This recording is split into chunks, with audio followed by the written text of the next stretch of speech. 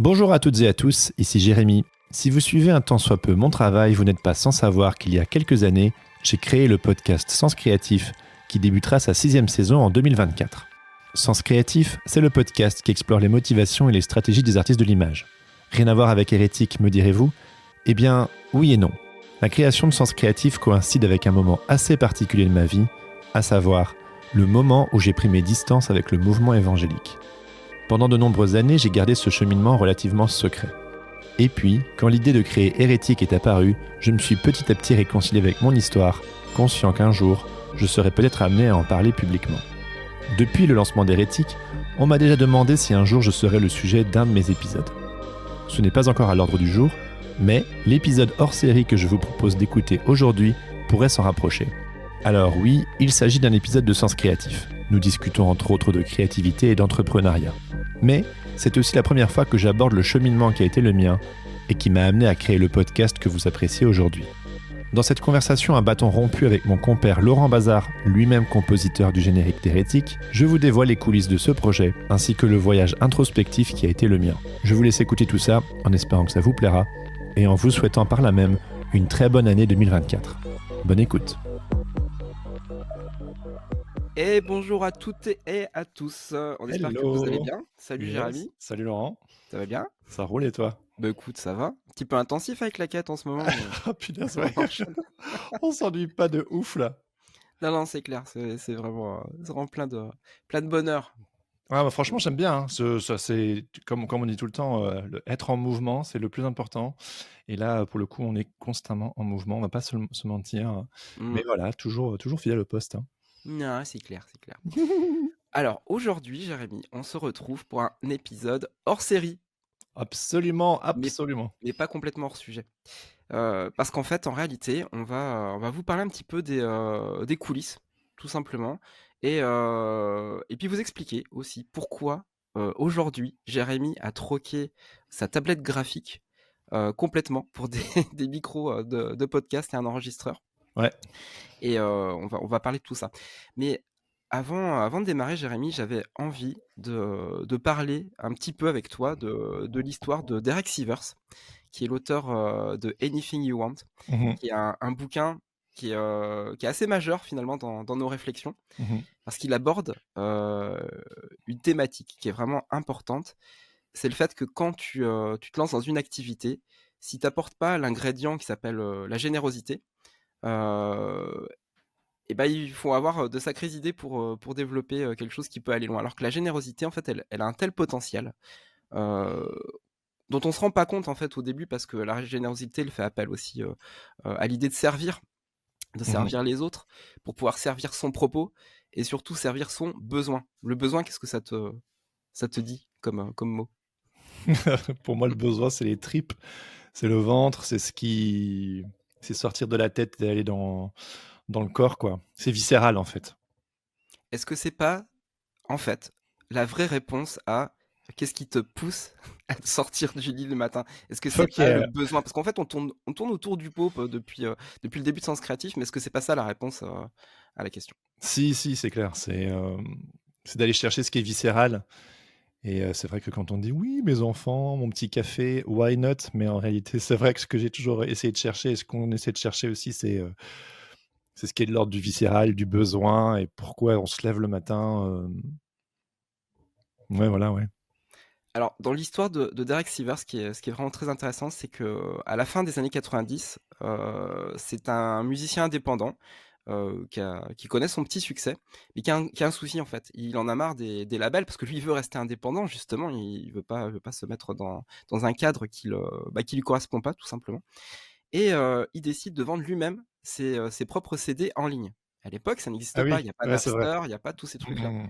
et en fait, il crée sa petite boîte qui s'appelle CD Baby et il démarre ça tout seul et en fait, il y a des copains à lui qui trouvent ça génial. Ils lui disent: «Mais écoute, tu une super idée et moi aussi je galère, j'arrive pas à vendre mes CD. Est-ce que je peux, passer par toi pour vendre mes CD?» Lui, il dit: «No problème les gars, je vous aime bien, et ben, on va se monter un petit système comme ça de vente en ligne de CD» et de fil en aiguille, bah, forcément, ça attire aussi d'autres personnes, il crée un petit mouvement Et le mouvement, donc ça appelle ce qu'on appelle un premier follower, qui fait que du coup ça devient quelqu'un qui lui fournit finalement les premiers éléments. Puis il est suivi par d'autres personnes après. Le mouvement appelle le mouvement. Le mouvement appelle le mouvement, voilà. Et, et du coup, CD Baby devient une vraie boîte qui vend des CD en ligne. Et parti sur cette philosophie-là, à laquelle il accorde énormément d'importance, euh, en 2000, donc il a démarré en 98, et en 2000, en fait, il emploie une première personne. C'est-à-dire qu'il devient vraiment un patron avec un employé. Truc vraiment incroyable. Et 8 ans plus tard, il revend CD Baby pour 22 millions de dollars. Voilà, c'est tout ce que je vais faire, mon gars. Je te le souhaite.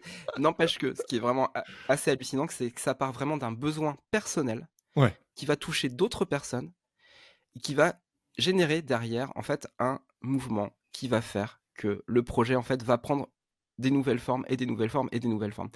Et pourquoi il revend son projet au bout d'un moment? Parce que Derek Sivers, en fait, il ne supporte pas le poids du succès. Je pense qu'il est un petit peu comme tous les artistes.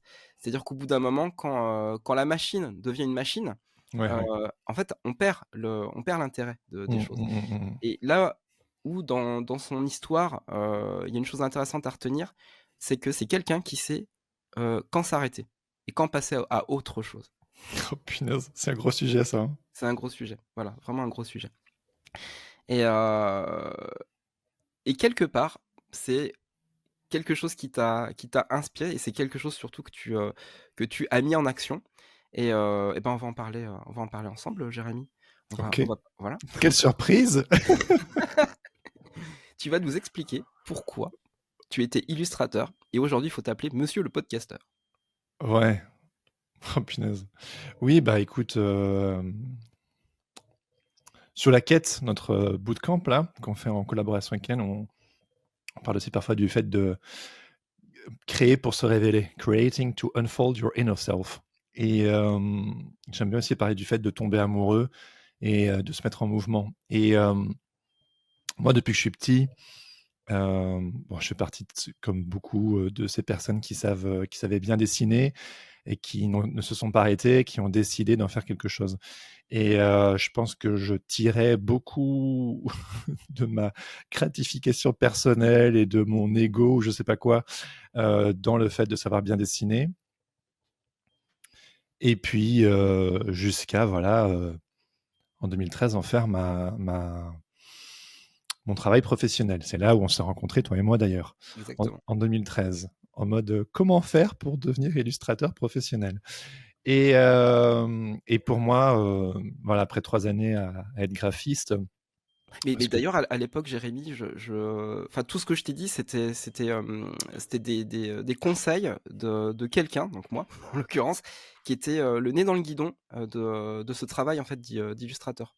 ouais, tout à fait, ouais. Voilà, donc je t'ai vraiment donné les conseils pragmatiques. Ah, hyper euh, pragmatique. voilà.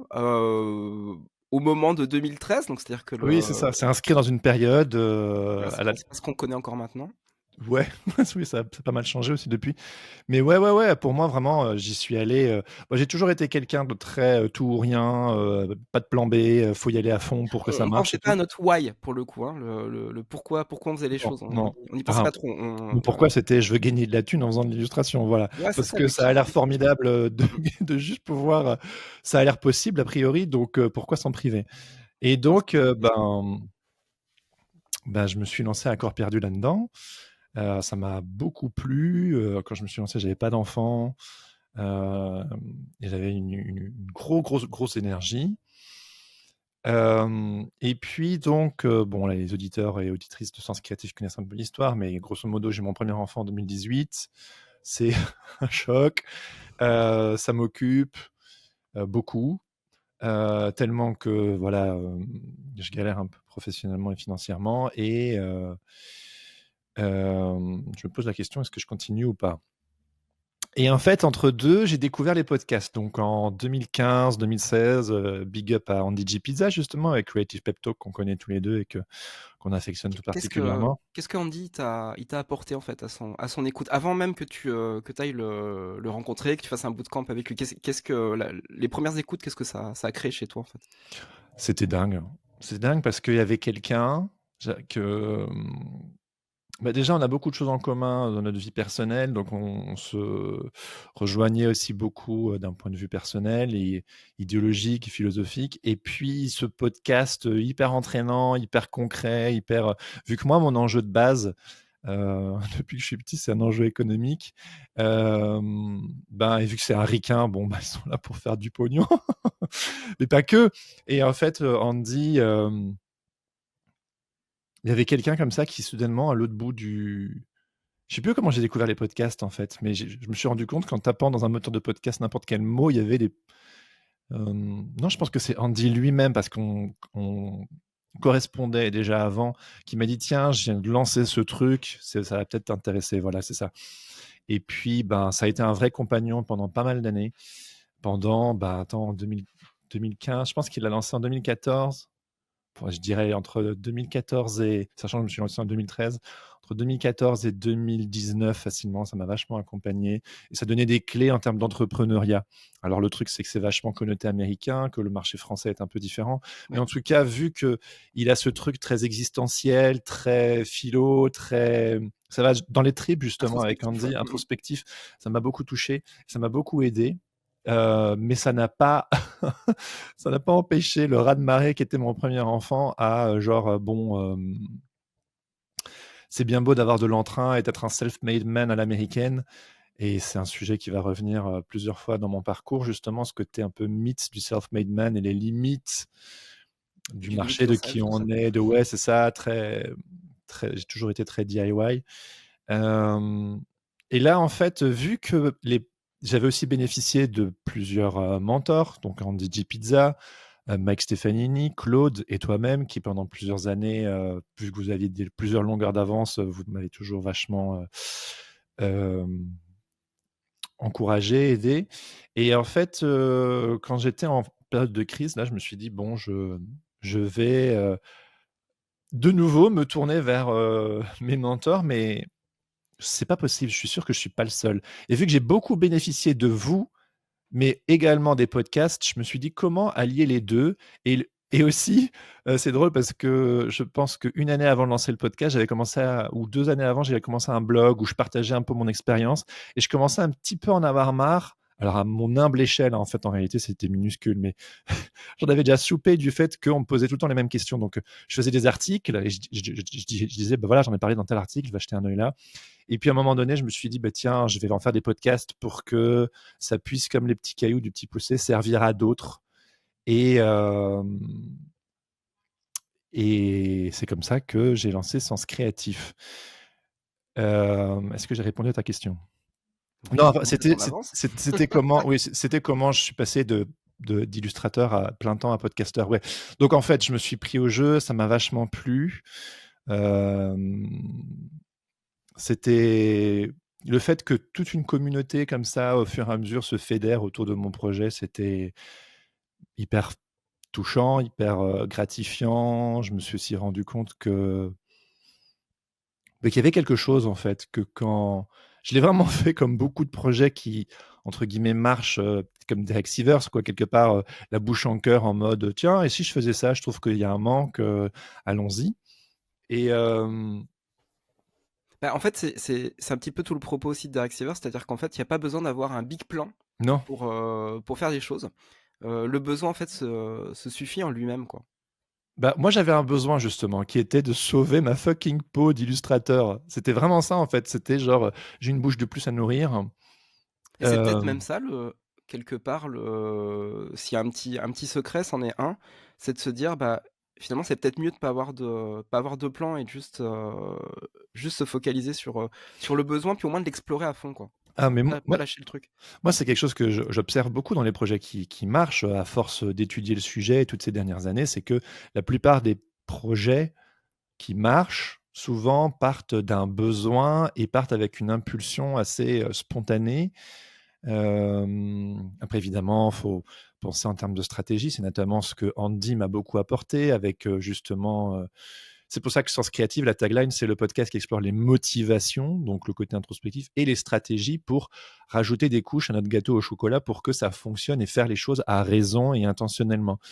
Et moi, quand j'ai architecturé Sens Créatif, certes, il y avait une impulsion et un besoin, mais j'ai quand même mis en pratique tout ce que j'avais appris auparavant en tant qu'illustrateur, avec mes 2 fanzines que j'avais fait précédemment, avec le fait de collaborer avec d'autres illustrateurs qui voulaient collaborer à qui j'ai demandé de collaborer à mes fanzines et qui étaient d'accord. Le fait que je me rende compte que j'appréciais vachement correspondre avec eux, que c'était hyper grisant de pouvoir être au contact de ces personnes, le fait d'organiser des soirées de lancement et que les gens venaient, le fait à droite à gauche j'avais fait quelques petits talks et ça avait l'air de prendre en fait. Donc en fait, euh, c'est le fait de conscientiser qu'il y a peut-être un petit quelque chose chez moi. Et j'en ai déjà parlé à droite à gauche, mais j'ai vraiment eu un moment de bascule euh, où j'ai longtemps été complexé par le fait que j'étais bavard. On m'a souvent fait ce retour plus jeune. Ah là, Jérémy, qu'est-ce que t'es bavard? Où est-ce que tu vas chercher tout ça?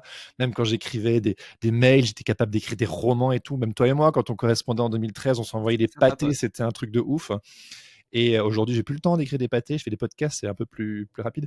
Et du coup, on Mais disait de fermer ta gueule de temps en temps, c'est ça, parce que oui, tu l'ouvrais un peu trop, voilà. Donc ouais, c'était quand même une petite vulnérabilité qui questionnait, quoi. bah, en fait, c'était plus fort que moi. C'est comme Sega. En fait, je parlais beaucoup et je pouvais pas m'en empêcher. Et de temps en temps, mes proches pouvaient me faire le retour, en effet, que je parlais beaucoup et que ça pouvait parfois être invasif, quoi, ce que je comprends. Cela dit aussi, on m'avait aussi fait le retour que c'était, si je puis me permettre, intéressant, quoi. Donc du coup, c'est pas comme si me disais, je raconte que des bêtises, en fait. Donc je me suis dit, tiens, comment canaliser en fait ce désir de partage, de connexion à l'autre et donc le podcast était tout indiqué. Puis j'aimais bien le côté vulgarisateur, accessible, gratuit. Il y a voilà, côté très accessible qui m'est cher, une énergie assez horizontale où on sort d'une énergie pyramidale pour rendre le savoir accessible à tous. Et, euh, et en fait, ça m'a plu de ouf. Et puis, euh, ce qui s'est passé, c'est que donc ça, c'est ma vie professionnelle. Euh, et ensuite, ce qui s'est passé, c'est que euh, en parallèle des podcasts sur l'illustration, ça faisait des années, vraiment en parallèle, on a tous nos sujets un peu nerd, ou on geek et tout. Euh, les podcasts m'ont ouvert deux univers, ceux de l'illustration et de l'entrepreneuriat, et ceux on va dire, d'élargir mes horizons au niveau des croyances. C'est-à-dire que moi, j'ai grandi dans un contexte donc protestant évangélique relativement conservateur, Mhm. avec une vision du monde assez claire, nette et précise, et ça déborde pas. Euh, Je me souviens même du jour où on en a parlé au resto, et on, on a c'est vraiment vrai, parlé c'est vrai. même du sujet de la foi, puis justement de tout ton vécu, quoi. Ouais, c'est vrai. Je me souviens très bien. C'était sûrement un restaurant asiatique comme à notre habitude, mais je le visualise encore. L'échange, je sais plus. Je le visualise encore. Pour moi, c'était un big deal de t'en parler. Mais Oui, vraiment, ouais, vraiment à ce point-là, même avec le recul, c'était, c'est quoi, tu t'étais dit, bon, ouais, c'est le jour où j'en parle à Laurent, mais c'est parti. ouais, en fait, faut comprendre que quand tu as grandi dans un contexte religieux assez fermé, assez normatif, assez conservateur, tu te retrouves, en tout cas, tu as toujours Alors, pour l'impression. expliquer à nos auditeurs et aux auditrices, je savais que évidemment Jérémy était protestant, mais j'ignorais la particularité de son protestantisme. Voilà. Oui, c'est-à-dire qu'être protestant, soit souvent un peu bonne presse. Être évangélique a quelque chose de beaucoup plus connoté dans les médias et dans l'inconscient collectif, notamment en France, mais Oui, on a ce modèle aussi américain de voilà, l'évangélisme. Voilà. et qui est problématique à juste titre, à bien des raisons. Mais en tout cas, je ne l'avais pas conscientisé à l'époque. Et donc, du coup, j'avais cette identité, enfin, ce bagage qui était le mien, auquel j'adhérais, j'avais conscience qu'il était un peu en porte-à-faux avec la culture ambiante. En tout cas, c'est comme ça qu'on me l'avait toujours inculqué, quoi. Que quelque part, on serait toujours en décalage, en opposition, en réaction, qu'on pourrait pas être compris, qu'on serait au pire persécuté, au mieux incompris. Donc, j'avais conscience de ça. Et c'était presque une forme de, de le mot honte est peut-être un peu fort, mais en tout cas, je savais pas quoi foutre de ce truc qui, justement, au moment où je t'ai rencontré, bah, pas encore à ce moment-là, mais genre quelques années après, justement, en fait, je dois beaucoup au podcast. C'est pour ça que j'ai une grande affection pour les podcasts, c'est-à-dire qu'il y a eu quelques événements dans ma vie personnelle qui ont fait que mes croyances ont été par moments chahutées et chamboulées. C'est pas le propos aujourd'hui, ça me regarde. Mais euh, les podcasts m'ont ouvert en fait à une compréhension du monde beaucoup plus vaste. Et je me suis rendu compte que la vision du monde, notamment avec le bagage religieux qu'on m'avait légué, il y avait des choses intéressantes, mais qui étaient beaucoup plus larges en fait. Que le monde, il était beaucoup plus large et aussi pas aussi binaire et pas aussi clair et net et pluriel et multiple et beaucoup plus beau aussi que ce danger constant que éventuellement on m'avait par moment inculqué. Et en fait, c'est venu comme ça a été et un vent d'air frais et un choc. Pour donner une illustration, j'aime bien, si vous avez regardé la série Unorthodox sur Netflix, elle est absolument formidable. C'est vraiment l'histoire de cette jeune fille qui grandit dans une communauté juive hassidique à New York et qui quitte cette communauté et qui part à Berlin pour ses études de musicologie, si je ne me trompe pas, et qui soudainement découvre un monde qui est juste le monde normal et qui n'est pas aussi horrible que celui qu'on lui avait décrit et qui était beaucoup plus complexe. Et il y a des choses bien, des choses moins bien, mais en tout cas, le monde qui s'ouvre. Et en fait, les podcasts étaient donc évidemment américains parce que la culture protestante évangélique est majoritaire aux US. Là où le catholicisme est beaucoup plus implanté en Europe, là-bas, c'est l'évangélisme. Et donc, du coup, c'est normal que vu qu'ils sont aussi souvent 10 ans en avance de nous, que quelque part, ils se sont mis à détricoter le machin. Et Donc donc, il y a des podcasts sur le sujet. ah bah de ouf en fait. Et sachant qu'il y a une spécificité qui est, on parle souvent sur Sens Créatif ou même dans la quête, notre bootcamp de la Magic Touch, ou c'est quoi votre singularité, vos ingrédients. Secret Moi, sauce. il faut que vous sachiez que un truc qui m'a beaucoup formé, qui m'a beaucoup apporté, c'est la musique alternative chrétienne. Donc, c'est-à-dire que j'ai grandi dans quelque C'est chose une niche. c'est une niche. Et je pense qu'il y a, en tout cas pour l'adolescent que j'étais, il y avait des choses que je trouvais relativement kitsch dans la culture religieuse qui était la mienne. Là où le punk, le hardcore, le metal, le rock chrétien, ça sonne désuet, mais quand j'étais adolescent, c'était mon seul accès à une forme de coolitude en fait. C'était Ouais. genre et vraiment les Américains parce que c'est des Mais fichus il y a des groupes, capitalistes. il y a des groupes très cool. Hein. Voilà, c'est ça. C'est que en fait, il y a toute une industrie du disque et de la musique chrétienne aux US. Et en fait, il y a des groupes vraiment, vraiment, vraiment hyper cool. Et ça me permettait, moi, quelque part, de redorer mon blason, d'avoir.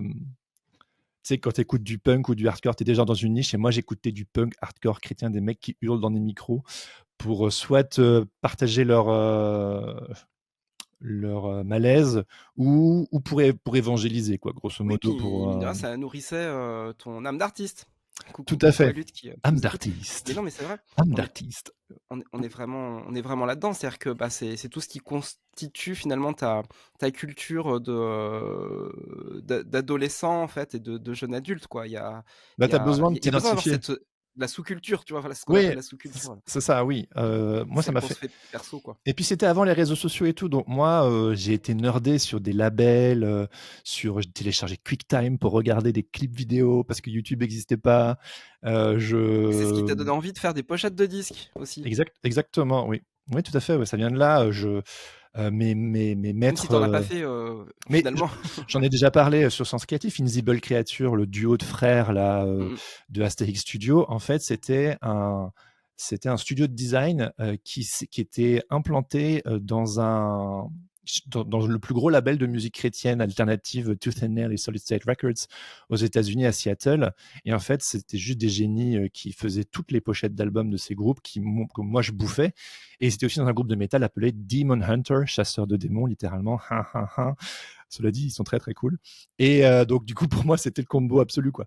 Et donc, vachement influencé par cette culture-là, j'ai découvert un podcast qui s'appelait The Bad Christian Podcast, qui était donc Mauvais Chrétien Podcast, qui était grosso modo, je la fais super courte, mais des mecs issus d'un groupe de démo hardcore chrétiens dont l'église avait implosé, la communauté, vraiment un drame, un truc assez compliqué, des enjeux de pouvoir, un truc assez moche.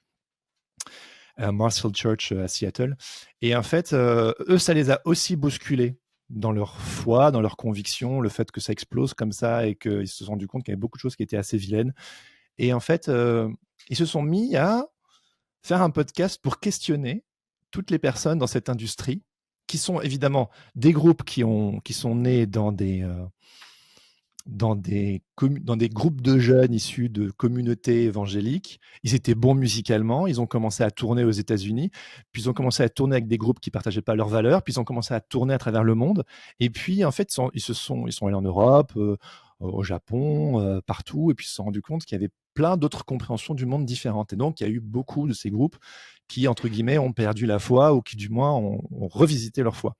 Et donc, moi, j'ai ce podcast qui, avec tous ces groupes que j'ai nerdés quand j'étais plus jeune et que je continue encore toujours de nerder à droite à gauche, qui partageaient ça. Donc, moi, j'étais genre, waouh. Et puis, ce podcast, au fur et à mesure, il s'est ouvert. C'était pas que de la musique, c'était finalement, ils ont commencé à inviter des auteurs, des autrices, des théologiens, des activistes.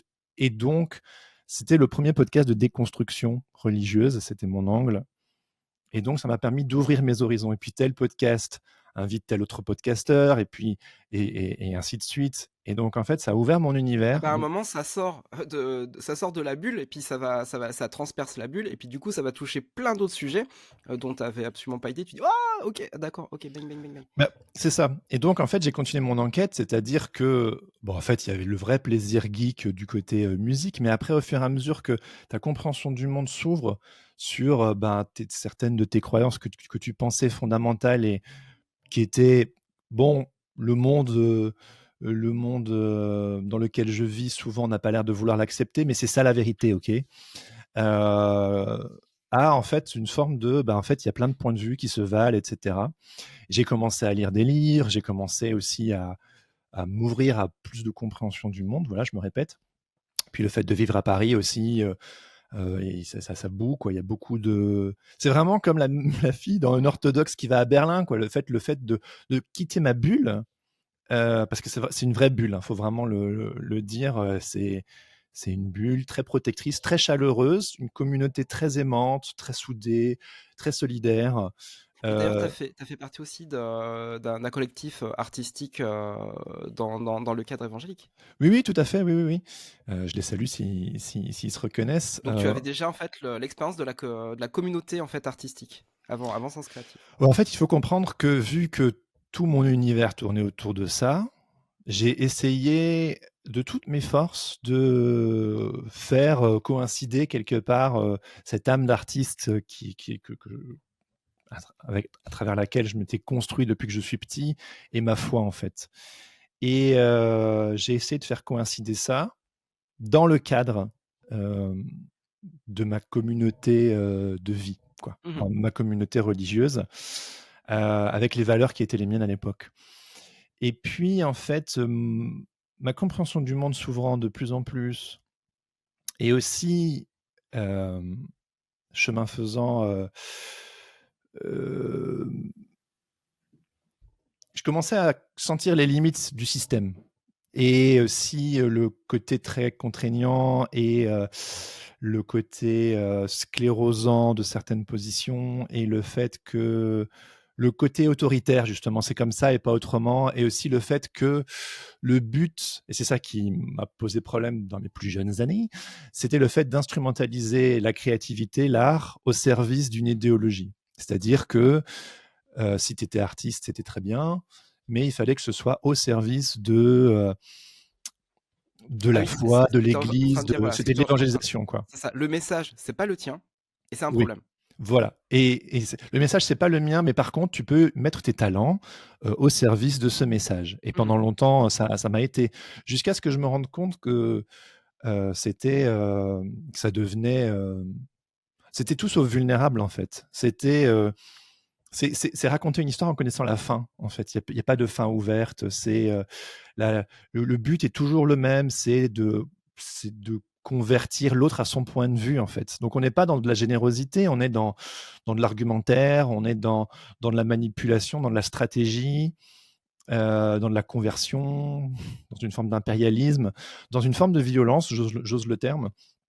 Et là où quelque part, il y avait peut-être quelque chose de bon dans cet évangile qu'on m'a transmis, là où je me rendais compte que c'était instrumentalisé, que quelque part, la culture d'église avait presque une, il y a un côté communautaire, mais aussi un côté vachement, start-up quoi, start-up nation où il faut que c'est presque entrepreneurial,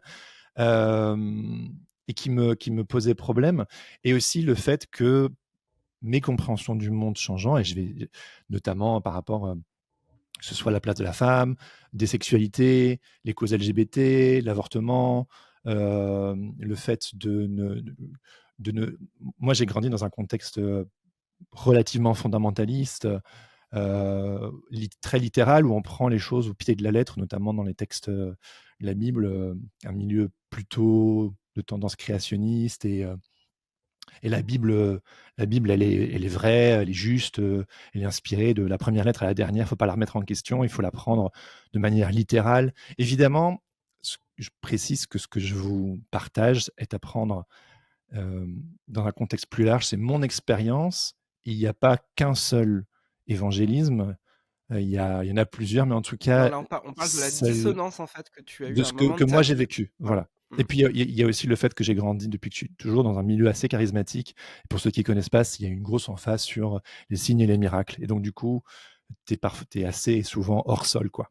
Et Mmh. donc, en fait, il y a eu de plus en plus de dissonance cognitive entre mon monde qui s'ouvre et puis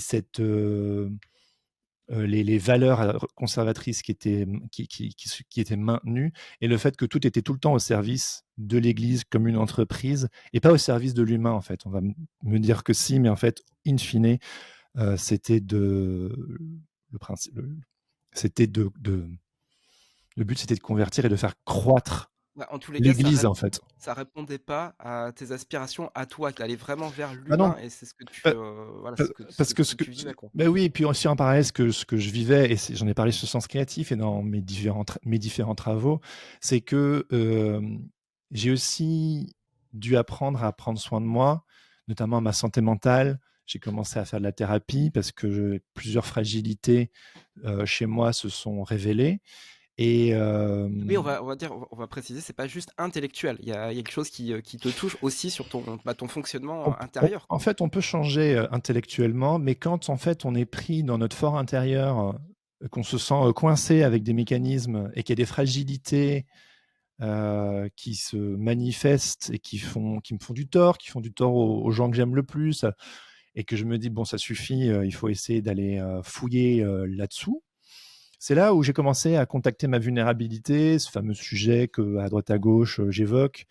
Et en fait, quand tu, quand tu commences à faire ce travail introspectif, psychologique, à rajouter une grille de lecture qui n'occulte pas forcément la première, mais qui en tout cas vient la compléter, euh, en fait, je peux plus continuer d'être dans un trip de toute puissance, de sûr à 100%, Oui, la remise en question n'existe pas, enfin, voilà, ce genre de oui, choses. Alors qu'en voilà. réalité, voilà, au moins quand on est artiste, mais c'est aussi le cas quand on est podcasteur, bah non, on remet tout en question parce que justement, Voilà. les questions sont intéressantes. C'est ça qui me fait respirer, en fait. C'est justement la remise en question.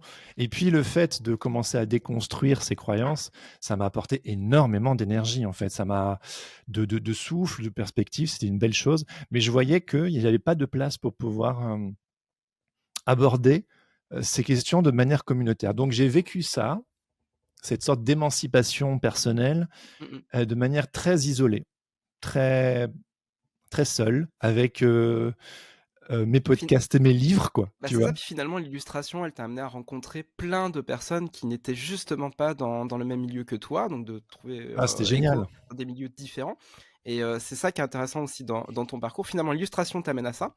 C'est, une espèce de, peut-être de, comment je pourrais dire? D'huile, tu vois? Pour faciliter justement ton émancipation, Oui, mais ça remplit pas tout. C'est-à-dire que l'envie d'être illustrateur t'amène au besoin de faire un podcast parce qu'il faut que tu poses des questions parce que bah, tu es un illustrateur débutant et tu as besoin de savoir oui, très vite comment ça fonctionne pour que ça marche. Mais ça reste une envie. Et en fait, ça t'amène sur un nouveau besoin. oui. Donc du coup, on revient à ce que je disais au début, mon premier garçon, et le fait que, bon, j'ai besoin d'avoir les réponses à mes questions. Est-ce qu'il y a d'autres, illustrateurs, illustratrices qui ont vécu les mêmes galères que moi? In fine, dans mes podcasts, la question de base, c'est: «Suis-je tout seul?» hein, vraiment, c'est, Mhm. est-ce que je suis tout seul avec ces questionnements, qu'ils soient d'ordre professionnel ou existentiel? Hem et hem et donc je lance Sens Créatif. À ce moment-là, je suis toujours, je suis toujours partie intégrante de ma communauté, de foi, avec cette dissonance grandissante, mais le fait que j'étais genre: «Tu sais quoi?» Vu que depuis que je suis petit, on a toujours reconnu, même là-dedans, ma mon talent d'artiste et de dessinateur, et on me disait: «Ouais, Jérémy, on sent que tu as à cœur, le séculier», comme il disait, genre, le fait de faire le grand écart entre l'église, entre le sacré et le séculier. Bon, c'est des dichotomies auxquelles j'adhère plus, mais en tout cas, c'était et donc du coup, on m'a quand même relativement laissé tranquille sur le fait que genre, bah, que je faisais carrière en tant qu'illustrateur, que je lançais Sens Créatif et tout et donc ça m'a vachement émancipé, donc c'était chouette et puis je crois que je lance Sens Créatif en avril 2019 si je me trompe pas et en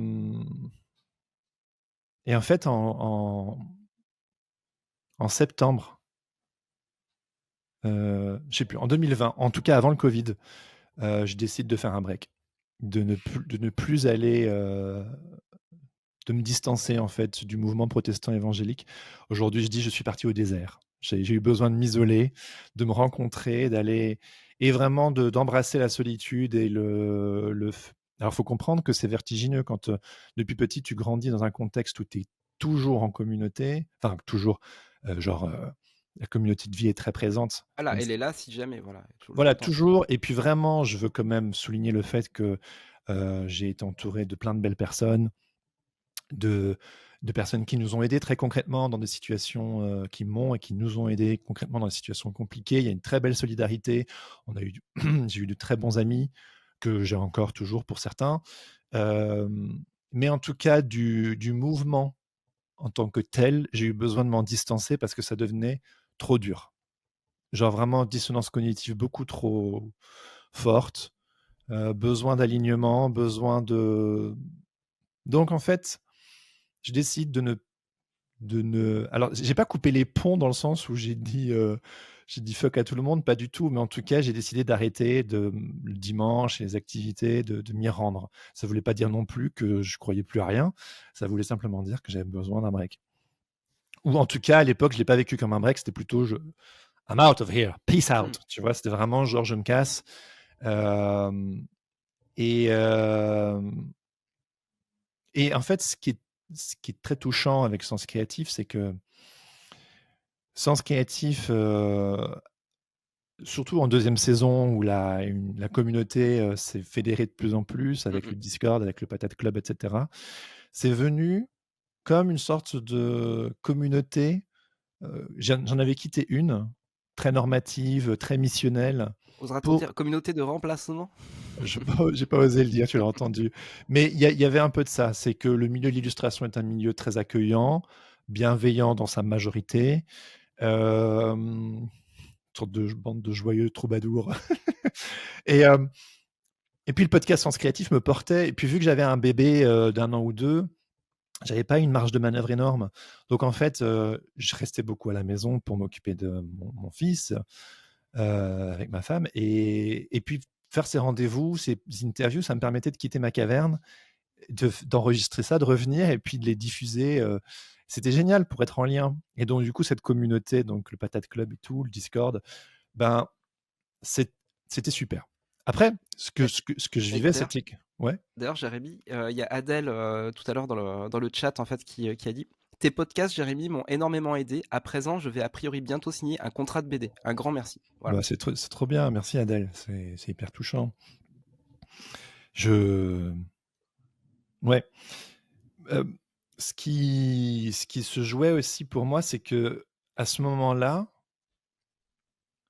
je sais toujours encore moins quoi faire avec ce bagage-là. C'est-à-dire que au sein de Sens Créatif, je fais tout pour le planquer. C'est-à-dire que je suis genre, je ne veux pas aborder le sujet de mes croyances religieuses publiquement. Ça me faisait trop peur. Tu J'arrivais veux bien pas. parler des pochettes d'albums, de rock, mais voilà, ça s'arrêtera là, quoi. Tu iras pas plus loin. Ouais, non, non, non, non. C'était déjà qu'avant, quand je me considérais comme évangélique, je me sentais en porte-à-faux, mais là, je me sentais en porte-à-faux partout. C'est-à-dire que je me disais que quelqu'un, je me sentais vraiment seul dans le sens où quelqu'un qui n'a pas grandi dans le milieu évangélique, si je lui en parlais, je me disais qu'il ou elle allait me prendre pour un illuminé, Mmh. pour un fanatique, pour quelqu'un hors sol. On va pas se C'est- mentir, hein, ça peut être vrai, hein. Oui, oui, tout à Oui, oui. fait. Et par moments, C'est pour de pas bonnes juste genre: raisons «Tu te fais des d'ailleurs. idées, Jérémy!» Non, non. Non, non? Mais c'est pour ça que c'était un big deal pour moi de t'en parler à toi et à d'autres aussi quand je Ah oui, tu savais pas comment on allait réagir. marmonnais le sujet et puis de Mmh. voir qu'en fait les gens ils étaient genre ah, ok, enfin c'était pas la fin du monde donc ça m'a conforté dans le fait que je pouvais en Non, mais quand parler. même, on t'a posé des questions quand même. Ouais, ouais, mais c'était pas aussi dramatique Mmh mh. aussi que ce qu'on m'avait dit, tu vois. Mmh mh. Et puis il y avait les personnes issues de ces milieux-là que je me suis dit je peux pas leur en parler parce qu'en fait eux ils vont me prendre pour un hérétique, wink wink, Yeah. notch notch, wink wink. Et du coup il y avait et il y avait vraiment, Ouais. en fait je pouvais en parler avec personne. Mmh mh. Bon, mais j'avais Sens Créatif, donc ça c'était cool. Mais Et donc je alors ouais. ça crée chez toi, à ce moment-là, une nouvelle dissonance parce que tu te dis: «Mais en fait, je vis une nouvelle vie» entre guillemets, mais bordel de merde, qu'est-ce que j'assume pas derrière en réalité?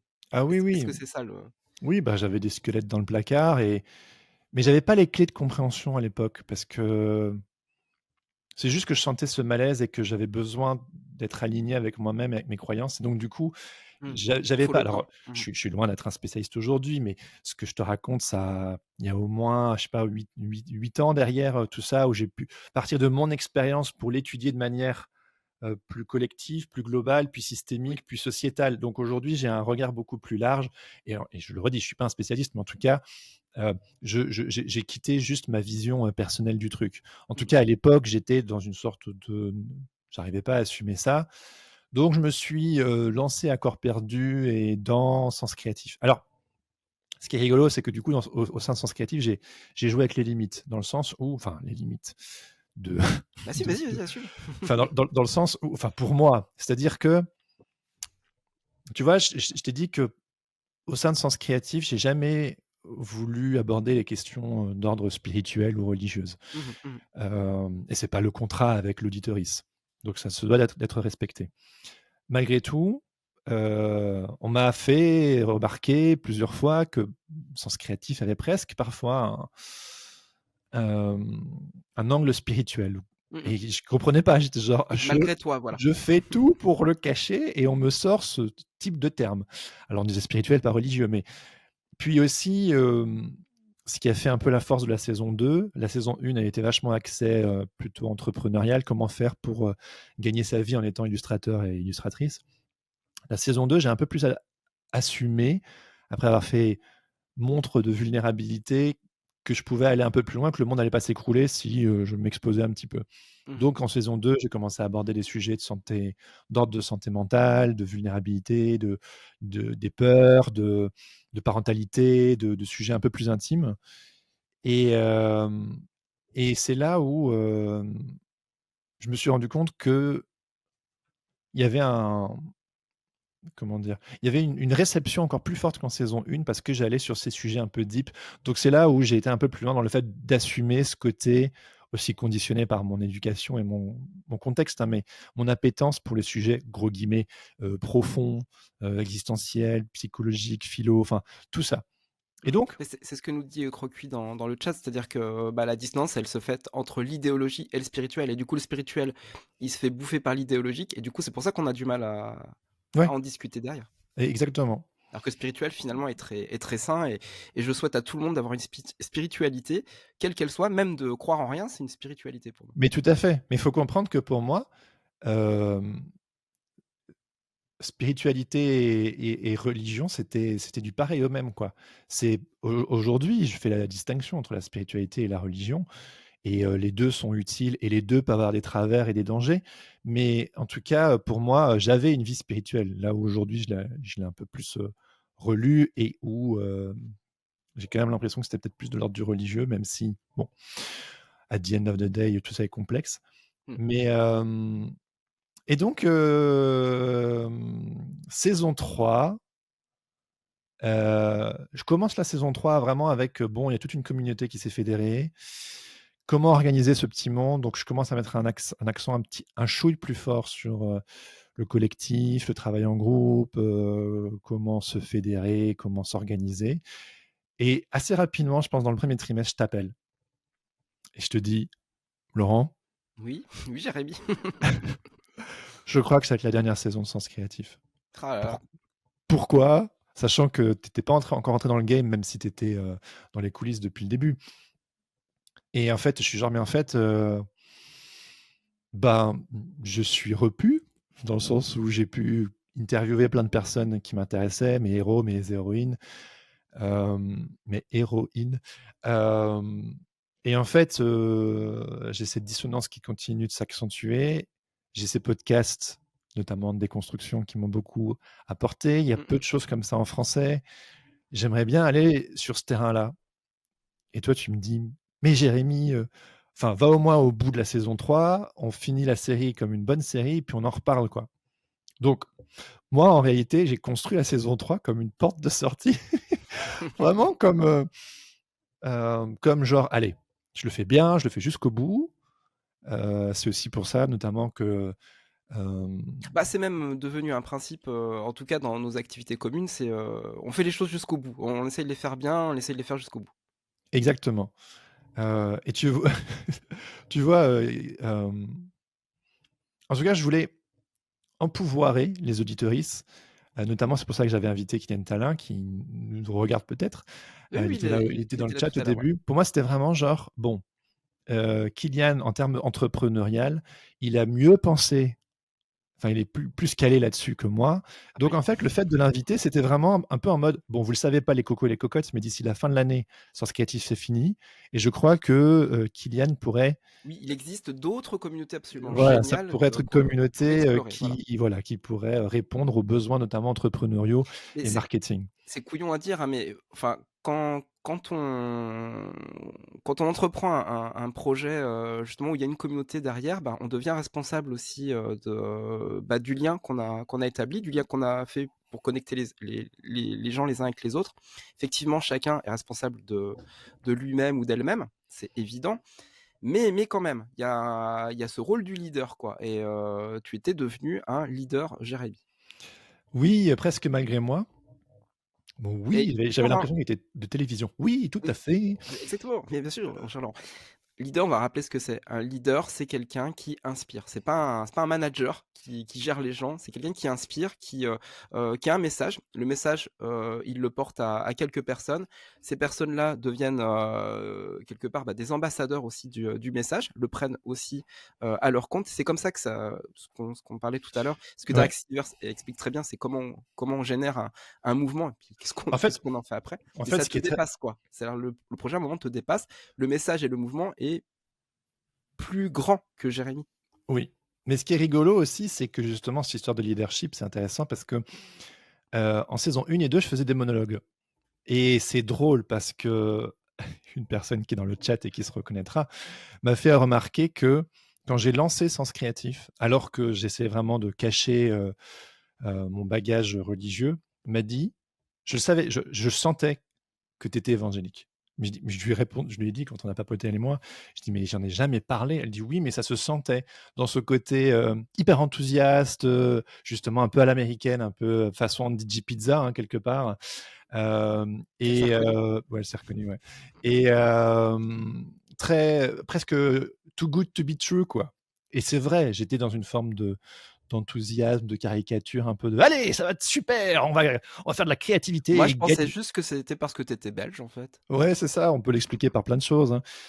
Les Belges, non, non, enfin, Tu des bon, il y a peut-être un foufous. peu de ça aussi, je sais Mmh. pas, oui, c'est un peu des fifous.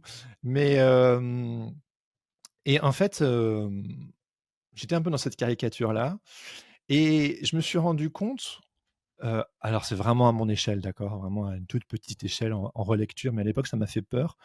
Parfois, il y avait des personnes, des patates qui faisaient des blagues sur le fait que j'étais leur gourou, leur Mmh, maître à mmh mh. penser. Ah oui, alors là, ça vient toucher, Voilà. ce En qu'il y a à fait, l'intérieur de je me Jérémy, là. je sentais qu'il y avait des attentes un peu en mode pyramidal, un peu en mode, «Dis-nous comment faire» et tout, Mmh. et ça m'a fait peur. Je pense qu'en réalité, c'était à une infime échelle, mais hem, ça m'a gêné parce que moi, j'ai toujours été dans j'ai toujours voulu consciemment, pas inconsciemment, inconsciemment, j'avais ma culture, de conquête, qui jouait, contre moi, mais en tout cas au Mmh niveau mh. conscient, je me voulais dans une énergie, horizontale, collective, où on cherche tous ensemble. C'est pour ça qu'aux grandes dames de certains et certaines personnes qui écoutaient le podcast, j'ai arrêté de faire des monologues parce que je voulais plus me faire, gourouiser. J'étais Ouais, vraiment dans bah, une posture mmh. de je fais des interviews et on cherche tous ensemble. Et puis vraiment avec cette idée de porte de sortie saison 3, je tire ma révérence et je lance un podcast de déconstruction religieuse. Donc attends, saison 3, on est en 2021, je crois. Ouais, fin 2021. Il y a du chemin qui a été parcouru. Mmh. Et puis, bah, du coup, on arrive, fin de la saison 3 et moi je suis un peu en mode, bah, Ouais, puis tu cool, sens que tu voilà, tu sens que là maintenant ça y est, j'ai fait mon tour. ouais, tu adressé, le aussi l'expérience du podcast, c'est-à-dire que tu pris tes marques, tu as appris des choses, tu sais comment gérer un podcast. Tu t'es aussi entouré, d'une communauté de podcasteurs et de podcasteuses également, ce qui fait que, bah, tu as des billes aussi qui te permettent finalement de prendre position. C'est important, on en parle aussi Ouais, plus ouais, tôt. carrément, carrément. Et voilà, puis moi je pense notamment à des personnes comme Fab Flo bah, qui sont pas avares de donner d'excellents conseils pour bien Ben, gérer un podcast. Fabflo fait partie de ces personnes à qui, bah, déjà quand je suis passé sur son podcast Histoire de Daron, ça a été un vrai, Oui, hem ça a contribué en fait, finalement ça a été un à un moment déclic, assez ouais. important pour moi parce que c'était la première fois que j'osais en parler publiquement sur un podcast. En fait, j'avais pas prévu d'en parler de ma déconstruction religieuse, mais vu qu'on était là pour parler de parentalité, il m'a posé cette fameuse question de: «Qu'est-ce que tu veux lui transmettre?» et tout, ou par rapport à ton Hop, il a héritage ouvert la boîte familial. de Pandore. Ouais, et là, en fait, étant quelqu'un, comme vous le savez, de relativement premier degré littéral et qui arrive pas à faire autrement, j'étais coincé, j'ai pas donné de réponse évasive et je me suis dit: «Oh, tu sais quoi? J'ai l'intention de lancer un podcast sur le sujet, faut bien ouvrir la boîte de Pandore à un moment donné». Ah ouais, qui sait ce qui va en sortir, hein, de toute façon après, hein. Donc j'ai ouvert la boîte de Pandore, j'en ai parlé publiquement et moi, je suis sorti vraiment de chez Fab, sonné. Vraiment comme si je venais de dire un truc, absolument énorme. Parce que là, je ne disais pas que j'étais évangélique, je disais que j'ai grandi là-dedans et que je n'y adhérais plus. Et je savais que j'allais fâcher tout le monde. Enfin, en tout cas, c'était ma perception. Et tes parents, ils Que ont je écouté l'épisode?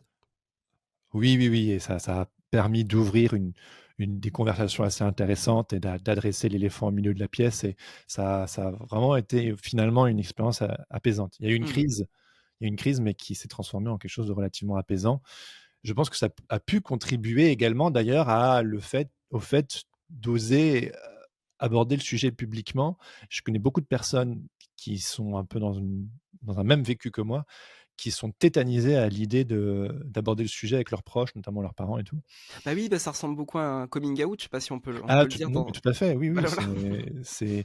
j'ose pas utiliser ce terme Oui, parce que voilà, parce que par il y a des respect pour coming les out, voilà, personnes justement de la plus communauté importants, voilà, LGBT, bien sûr. mais c'est un peu vécu comme ça. Mmh Donc mh. là, je fais une sorte de coming out en public sous le podcast de Fab, qui est quand même écouté par beaucoup de gens, il faut quand même le préciser, et en fait, j'ai que des bons échos, des gens qui sont touchés, qui trouvent ça trop chouette, des personnes issues de ces milieux-là aussi, qui les oreilles sifflent et qui en réalité, j'ai été relativement évasif. J'ai pas été trop précis non plus, mais eux, ils ont suffisamment le décodeur pour me questionner dessus. Du coup, ça ouvre un peu le sujet, mais surtout, ce que Fab m'a dit, c'est quand je lui ai dit: «Oui, en fait, je compte arrêter Sens Créatif pour lancer Hérétique», il m'a dit: «Mec, mais t'es fou, quoi, tu te rends compte de ce que tu as créé avec Sens Créatif? C'est faut pas arrêter». Moi, je suis genre: «Mais oui, mais j'ai fait le tour, en fait». Genre, je vais pas, être poussif, juste pour être poussif. Et là, il était un peu genre: «Franchement, réenvisage la chose, reboot-le de manière différente, et tu peux lancer Hérétique si tu veux». Il m'avait même dit: «Change le nom de Sens Créatif en Hérétique et puis tu prends ton audience avec toi». J'ai dit: «Bah non, en fait, mon audience sur Oui, Sens voilà. Créatif n'est pas là pour ça, donc je veux la respecter quand même». Mais en tout cas, cette idée d'amener ton audience avec toi. Donc, ben, la suite de l'histoire, on la connaît, mais hem, ça fait son bout de chemin. On avait aussi eu quelques sponsors, donc c'était chouette. Il y avait une sorte de économiquement, ça commençait aussi un petit peu à devenir intéressant. Enfin non, non, si, attends, j'avais eu 2 sponsors, saison 1, saison 3 et le Patreon, la communauté, donc c'est vrai qu'il y avait des choses assez intéressantes qui se profilaient. Puis, je t'appelle et je dis: «Bon écoute, est-ce que ça te dit de le rebooter avec moi?» Saison 4 donc. Pour moi, tu es mon frère et donc du coup, c'était genre on parlait de tous ces sujets, existentiels depuis des années à bâtons rompus. Pour moi, tu fais partie de ces personnes qui me connaissent le mieux et donc du coup, j'étais genre, «Allez, on y va, quoi». Et là, il y a eu cette idée d'ouvrir les sujets, de parler de créativité, de Ah boxon, de oui, parce que transcendance. malheureusement ou heureusement pour toi, je suis complètement fou aussi et du coup, moi, j'ai aucune limite et On a heu et on s'est dit: «Bah, hop, allez, on ouvre les vannes et puis, on va vraiment aller interroger les sujets qui nous intéressent, aller voir, des gens dans plein de domaines différents pour parler c'est ça, créativité et c'est ça. Alors transcendance». on n'a pas ouais, alors on a eu peut-être des soucis de communication et on n'a On s'en pas excuse. voilà, c'est Quoique, non, on s'en excuse pas. non, on s'en excuse pas, mais le tour qui ne sait rien n'a rien, mais le tournant, on n'a pas très bien géré le tournant, si ce n'est notre duo, quoi, quelque part, qu'il y avait une énergie assez chouette qui se dégageait. Et puis bon, on a réanglé, on est revenu au bout de, je sais pas moi, un trimestre au métier de l'image. Oui. Ça fait un début de saison 4 assez brinque-ballant. Ouais, mais ça fait des Euh, épisodes intéressants qui sont là, voilà, donc c'est, voilà, super, ils c'est sont dans le catalogue. vu on n'est pas dans un trip de pureté, c'est important pour moi justement de Mmh mh. m'autoriser des entorses à la règle. Il y a ce début Ouais, de on s'est saison vite dit 4 ça, hein, rester qui punk est au maximum, hein, dans nos choix et éviter la pureté et toujours rajouter le petit côté punk et voilà, puis, on fait des trucs, puis après si c'est naze, c'est pas grave, on corrige. c'est ça. Puis saison 3, saison 4 pardon, qui est ce qu'elle est et donc qui est plutôt chouette. Toi et moi on cherche nos marques. Euh, Et puis, toujours le même questionnement à la fin de saison 4. Je veux lancer mon autre podcast, bordel de merde. Et oui, et tant que tu fais plein de choses à côté, comment tu Voilà. veux aller sur ton projet de cœur, celui qui te porte vraiment, celui qui est qui symbolise le besoin que tu as, si à côté, Voilà. tu es sans arrêt perturbé? En fait, c'est le problème du flow, hein, le fait d'être investi complètement dans quelque chose, pour pouvoir, le dérouler et tu pouvais pas avoir le flow quoi Non, c'était très sur ton projet. frustrant. Surtout que la saison 4, on a aussi eu un super sponsor Patreon. Ouais. Et donc, du coup, économiquement, faut aussi recontextualiser. Il y a eu le Covid. euh, et en fait, ce sponsor, et moi j'avais mon deuxième enfant qui venait de naître. Ce sponsor a sauvé mon année, vraiment, littéralement. En fait, je n'arrivais plus à dessiner.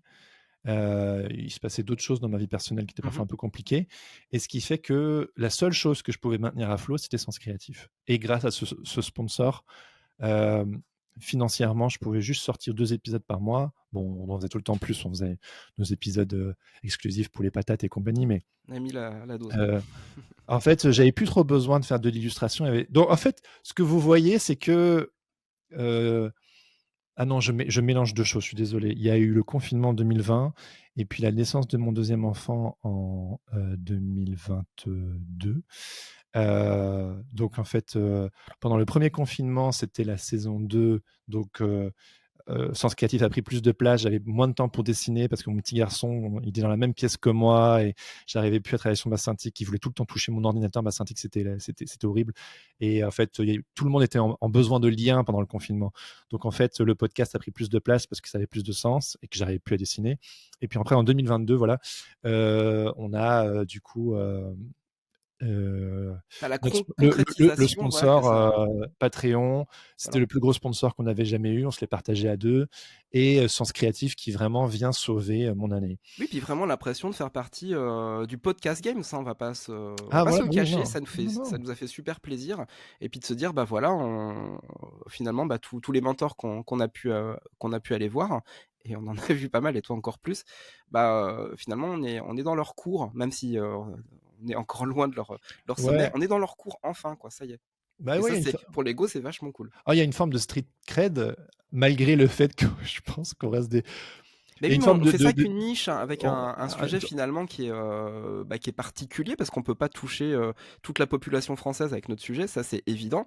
Mais par contre, le créneau que représente Sens Créatif et le service aussi qu'on peut apporter aux auditeurs, aux auditrices, celui-là il est priceless et on y tient plus que tout. Ah oui, bah en fait, c'est vrai que au-delà de ma petite personne, tu l'as dit tout à l'heure, le projet me dépassait. C'est pour ça que j'avais besoin d'aide aussi, que je suis venu te chercher, parce que j'arrivais plus à piloter, ce projet tout seul. De toute façon, dans les coulisses, tu m'avais déjà aidé, Bah oui, puis précédemment, hein, pour donc préciser, moi je suis venu de façon complètement inconsciente, mais parce qu'en fait tu es leader, donc moi je m'engouffre dans le mouvement en me disant mais le mouvement est génial, je sais rien faire en termes de podcast, je m'en fous, on y va, je connais un peu le son, mais on va se mettre à fond là-dedans, et ouais, puis voilà. ouais, c'est Bon, ça. Et toboggan. puis arrive, fin de la saison 4 avec, toujours ce désir de lancer, Hérétique donc, hem et hem et là, du coup, on arrive, ben, ouais, fin 2022 et là, est-ce qu'on pauvre Laurent, il a été dans le suspense plusieurs fois de: «Je vais arrêter Sens Créatif». Ah bah ça a été des discussions, hein, des débats, mais voilà, ce qu'il faut préciser, c'est que, bah, en fait, moi, j'étais tiraillé entre le risque que Sens Créatif s'arrête, parce que moi, du coup, je me suis investi à fond dans Sens Créatif, Oui, je mais l'ai pas fait à aussi moitié, ouais. mais aussi par l'importance que tu devais aller vers ton chemin, Je ton devais aller vers besoin. moi. Va vers toi. Mais non, mais c'est vrai, c'est super important, parce que sinon, ça remet en question finalement, tout ce qu'on vous dit dans Sens Créatif, c'est du pipi de chat, sinon on l'applique pas nous-mêmes. Tout à fait. Et voilà, donc ça a été des vraies discussions super, super intenses, savoir si Sens Créatif, continuait ou devait s'arrêter, tout Beh, simplement. surtout qu'on n'avait plus de sponsor pour la saison 5 Mmh. et qu'on a vraiment cherché et qu'on n'a pas trouvé et que, bon, moi, je commençais aussi à être fatigué. Et puis du Et coup, on a aussi fait appel, ce voilà. désir croissant, ce Mmh mh. besoin croissant C'est pour ça qu'on a fait appel à la communauté, et que la de communauté a été incroyable, parce que vous nous avez soutenus, à fond, et c'est ce qui nous a permis, entre autres, de justement pouvoir encore faire une saison. Et du coup, Jérémy, oui, toi de ton côté, ça ben, remettait encore une année de questionnement par rapport à tes mais envies, besoins. le nerf de la guerre, c'est l'argent. Donc en fait, vu que c'était aussi la crise économique, bon, on y est toujours, mais en tout cas à l'époque, on voyait que les marques, les entreprises soit fermaient, soit devenaient plus frileuses et que le podcast, tout le monde trouve que c'est génial, mais finalement, qui sont ceux qui investissent, c'est une autre chose. Et donc, moi, j'étais genre, mais en fait, je peux plus continuer à me cramer comme ça, en délaissant ce truc viscéral qui est en train de mourir à l'intérieur de moi si je l'aborde pas, et qu'il y a plus de rémunération, en fait.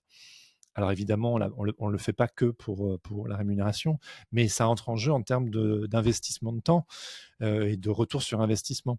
Ça me paraît logique.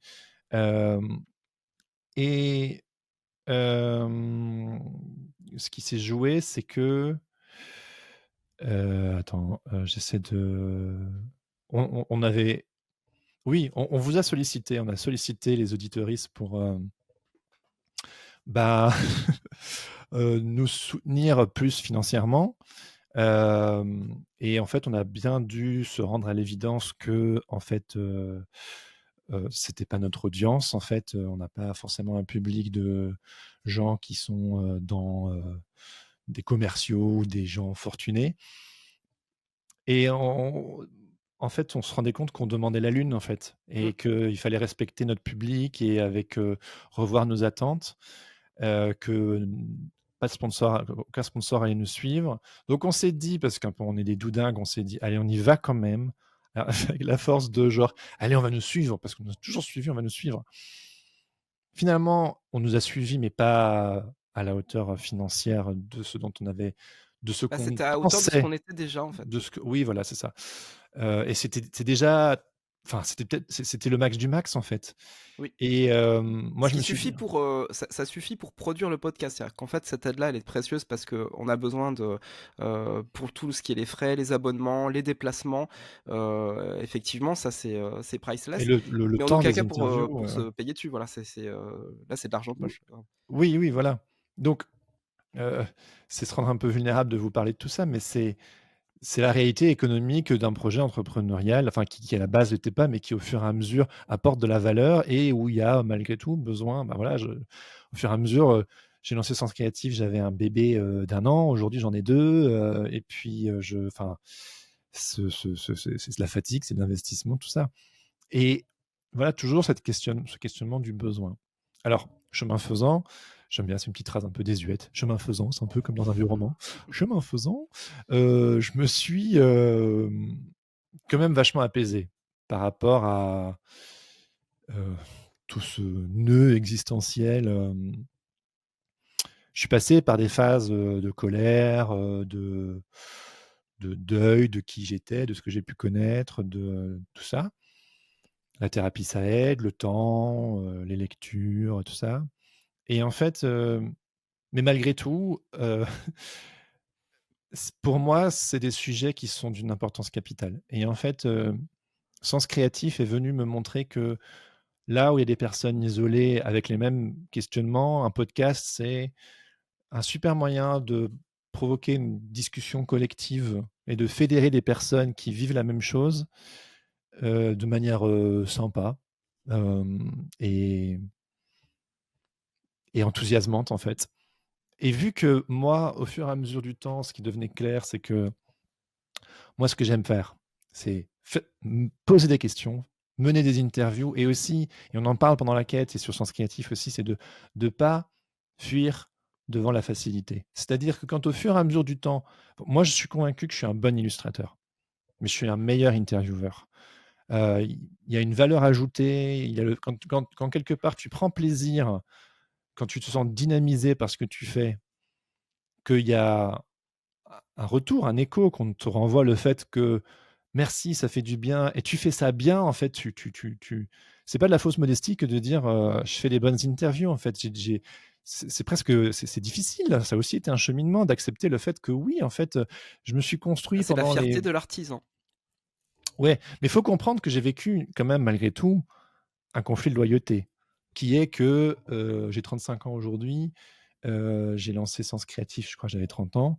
Je me suis construit pendant 30 ans avec cette image d'artiste, d'illustrateur, et j'ai accompli ce fantasme quelque part en tant qu'illustrateur, en ayant des clients que j'ai toujours voulu avoir, en ayant un agent, en fédérant, en créant un podcast sur l'illustration, s'il te plaît, où j'ai pu aller rencontrer tous mes héros et mes héroïnes et avoir de la gratification, des accolades. On me reconnaissait dans le milieu grâce à ça.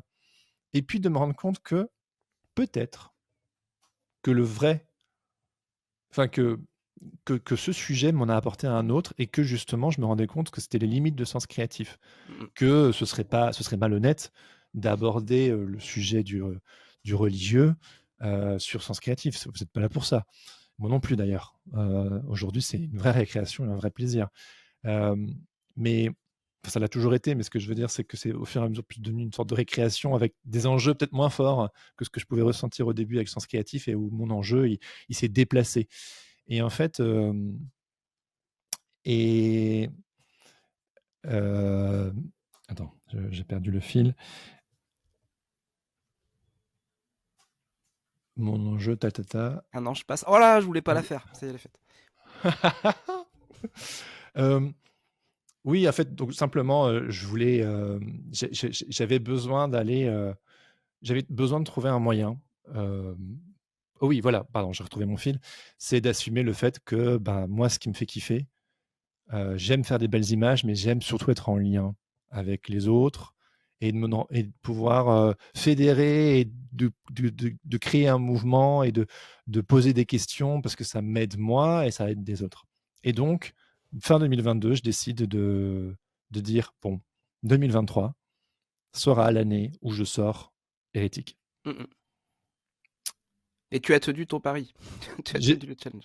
j'ai tenu mon pari, mais du coup, toujours, hein, les enjeux professionnels et économiques étant ce qu'ils sont, je réitère pour la saison 5 de Sens Créatif.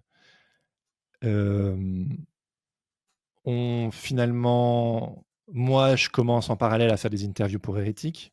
Et puis on s'organise, voilà, aussi pour que tu aies ce temps-là pour le faire. Donc moi, je prends aussi plus de responsabilités, au niveau technique Ouais. et c'est pour te libérer justement ce temps-là, quoi. Et en fait, c'est pour ça qu'on a décidé de le faire sur Twitch.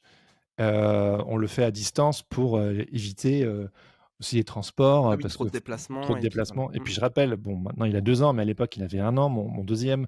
Donc toujours d'être éparpillé comme ça dans les transports en commun, dans le train, pour faire des interviews, ça devenait fatigant. Même si, honnêtement, rien ne remplacera une interview en présentiel qu'en distanciel. Mais c'était le deal pour que Sens Créatif continue. Et là, en fait, on se rend compte que économiquement, nos attentes vont pas être rencontrées en termes de sponsors ou de financement participatif. J'investis du côté d'Hérétique et plus l'illustration.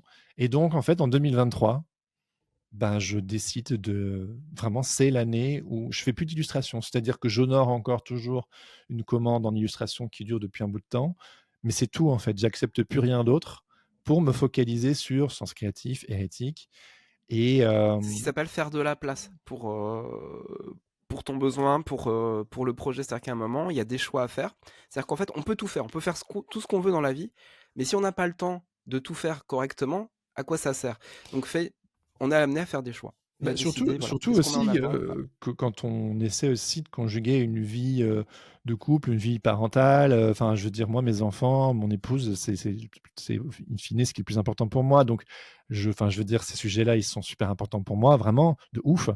Mais je peux enfin, je veux pas mourir, quoi. Genre, j'ai besoin de souffler, en effet. Donc comme tu l'as dit, j'ai fait de la place. Mais il faut quand même comprendre que c'était flippant, dans le sens où Heu, en janvier 2023, hem, je gagnais un quart de ce que je gagnais en 2022. Alors j'avais de l'argent de côté, hem, qui me permettait de voir venir. On m'avait dit: «Oui, va voir des fondations, va chercher des fonds et tout», mais malgré tout, tu genre un peu genre: «Hein, ce projet me tient à cœur», mais au point de refuser des contrats d'illustration et le fait ben, le sponsor s'était arrêté à la fin 2022. Et tout ce que j'avais, c'était vous les patates, quoi. J'avais que ça. Et donc en fait, mais pour moi, c'était sûr, Hérétique sortirait à la rentrée 2023. Donc Hérétique, c'est si tu peux nous pitcher un petit peu le projet d'Hérétique, parce que bon, il a vécu aussi plusieurs synopsis et Oui, voilà le synopsis tel qu'il est maintenant. Donc Hérétique est sorti. Il y a combien d'épisodes déjà qui sont sortis? il y en a 5 qui Il y en sont a 5 sortis. déjà de sortis. Ouais. Est-ce que tu peux nous faire le pitch d'Hérétique? Oui, bah, Hérétique, c'est le podcast qui questionne et déconstruit nos croyances religieuses. Donc, avec une spécificité très propre au protestantisme évangélique. Et tout comme Sens Créatif, c'est une quête personnelle, c'est-à-dire que je suis absolument pas objectif dans le sens où je vais démêler mes propres nœuds spécifiques à un certain évangélisme, pas tous évidemment, même s'il y a des choses qui se regroupent, mais qui se recoupent, mais c'est quelque part faire sens de mon histoire que j'ai déjà pu démêler quand même malgré tout un peu par le passé, mais c'est de le faire en public et d'envoyer le signal. Est-ce qu'il y en a d'autres? Parce qu'en fait, des contenus comme ça en français, il y en a très très peu, de manière populaire et en podcast, hein. Il y a des trucs très intello, très Plus théologie, littéraires. voilà, c'est Ouais, ça. théologie, littéraire, mais pas trop accessible en fait. C'est le podcast que j'aurais aimé avoir quand j'étais. Aujourd'hui, parfois on me pose la question est-ce que je suis toujours en déconstruction Alors, parfois, je me considère en post-déconstruction parce que je suis plus forcément obsédé par tout ça, dans le sens où j'ai un peu fait le tour de mes questions et je suis plutôt satisfait de là où ça m'a donné un élan suffisant pour continuer dans la vie. Mais en même temps, pour moi, c'est un processus constant. On déconstruit, on reconstruit constamment. C'est le Oui, mouvement, quoi. C'est l'équilibre, c'est le déséquilibre. C'est juste le fait de respirer, en fait. C'est le fait de pas s'asseoir sur ses certitudes et simplement de bouger, quoi. Donc oui, oui et non, en fait. C'est juste que aujourd'hui, j'ai juste décidé d'aborder tous ces sujets qui m'ont occupé toutes ces dernières années, mais publiquement. Euh, et ça fait vraiment un bien fou de voir que beaucoup de personnes sont dans le même cas et que donc mais ce que j'aime aussi dire, et je pense que certaines personnes qui écoutent Sens Créatif, qui ont également écouté Hérétique ou certains épisodes, le confirmeront, j'aime bien cette phrase qui dit dans le spécifique réside l'universel, c'est-à-dire qu'il y a une spécificité propre à mon histoire, avec voilà. Mais tout le monde peut s'y retrouver. Quelqu'un me disait que finalement, Hérétique questionne la place des croyances et de nos idées, de nos systèmes de valeurs et comment est-ce qu'on se les approprie et comment on les fait siens en fait. mmh, Comme un héritage et comment est-ce qu'on le transforme en fait. Et en ça, n'importe qui peut s'y retrouver. C'est comme si vous regardez la série Unorthodox sur Netflix, vous n'allez pas vous dire ah c'est pas pour moi, je suis pas juive assidique. Ben non, en fait c'est une histoire, et en fait le le fondamentalisme, les dérives, l'autoritarisme, euh, les croyances, finalement, ça s'adresse à tout le monde. j'ai vu un vraiment un passage super, je crois que c'était sur C'est à vous cette semaine. C'était un prof, d'histoire qui est, maintenant, animateur, journaliste, qui expliquait qu'en fait, à l'époque, il avait, amené, ses élèves, à Auschwitz pour un voyage justement, pour se documenter, pour s'instruire sur le passé de la 2e guerre mondiale et donc de la déportation et notamment, le génocide, juif et son élève en fait, heu, c'était un jeune des cités, donc d'origine africaine et il avait dit à l'aller du voyage, il lui disait: heu, je kiffe qu'on fasse ce voyage-là parce que je vais apprendre des choses, mais moi, c'est pas mon histoire. Moi, mon histoire, c'est l'esclavagisme, c'est enfin, tout ce côté-là, quoi et au retour du voyage, le jeune retourne voir le prof et lui dit, «En fait, je crois que j'ai compris, en fait, c'est mon histoire aussi» Ah bah oui. et en fait, voilà, le fait simplement, de se dire, en fait, l'universalité, elle se crée justement dans les spécificités et c'est parce qu'on voit plein, plein, plein de spécificités différentes que du coup on capte en fait le big project en fait, le Ouais. pro qu'est-ce que c'est vraiment l'humanité en soi et on peut être touché par des choses qui sont complètement étrangères à notre vécu. C'est ça qui est formidable, c'est notre capacité à recevoir. Finalement, ce que j'essaie de faire, c'est comment la petite histoire, ma petite histoire, et c'est une invitation qu'on fait avec Sens Créatif, avec toutes les personnes, c'est comment votre histoire, comment la mienne s'inscrit dans la grande histoire. Et si finalement on met ça en commun et qu'on va fouiller, qu'on cherche et en fait, on peut faire sens collectivement, euh, même de l'autre, en fait, supposons qu'on n'a pas grandi dans un contexte religieux fort, mais que je sais pas, prenons, supposons que vous voyez une émission sur, prenons pour l'exemple les évangéliques, et que ça vous dit rien, mais que supposons que vous écoutez le podcast, ça vous donne des clés de compréhension que vous pouvez ensuite appliquer à d'autres personnes, d'autres traditions ayant grandi dans des milieux conservateurs relativement fermés ou très communautaires, en fait. Donc du coup, en fait, il y a toujours plein de choses qu'on peut prendre. Et je rebondis juste, je me permets sur un commentaire dans le chat, quelqu'un qui dit qui écoute Sens Créatif, pas hérétique. Pourtant, elle a un intérêt, et je la connais, je sais, pour les deux sujets, mais elle dit que dans Sens Créatif, il y a une direction et que dans hérétique, elle a peur de rester coincée dans le rond-point. Ce que je peux comprendre, où il peut y avoir la peur de genre, bah, on va juste déconstruire et c'est tout. Alors qu'en réalité, mais j'en suis qu'au début du projet, le but, c'est également d'aller quelque part. Mais que pour quelque part, aller quelque part, c'est comme quand on va chez le médecin, on a besoin de dire là où ça fait bobo, on a besoin de faire un constat pour ensuite, bon, alors qu'est-ce qu'on propose? Et c'est là où mon deuxième nouveau podcast entre en jeu. C'est Protestante. protestante. Dans le sens où Avec un point J'ai d'exclamation. avec un point d'exclamation. Là Et où pluriel. hérétique, c'est un point d'interrogation. Interrogation. Qui est vraiment hérétique? Est-ce que c'est celui qui pose des questions ou est-ce que c'est celui qui refuse la remise en question? J'aime toujours bien rappeler que les pères de la Réforme, dont se revendiquent les protestants évangéliques, étaient considérés comme des hérétiques et que, a priori, C'est vrai. l'homme ou le Fils de Dieu qui, a priori, serait au fondement, a priori, de ce mouvement-là, a aussi été pris pour un hérétique. Ça lui a coûté la vie, d'ailleurs. Je pose ça là, vous en faites ce que vous voulez. Mais en tout cas, Blast a fait d'ailleurs un super. Je ne l'ai pas encore regardé, mais c'est vachement intéressant sur. Ça s'appelle Jésus contre le christianisme. Ça a l'air super intéressant. Le Voilà. titre est canon. Ouais. Et puis Blast, ils font toujours du bon boulot. Enfin, pour ce qui me concerne. Le titre est canon. Ah, mais moi aussi, je fais des jeux de mots. Voilà, hop, c'est parti. Ah oui, Blast, boum. Et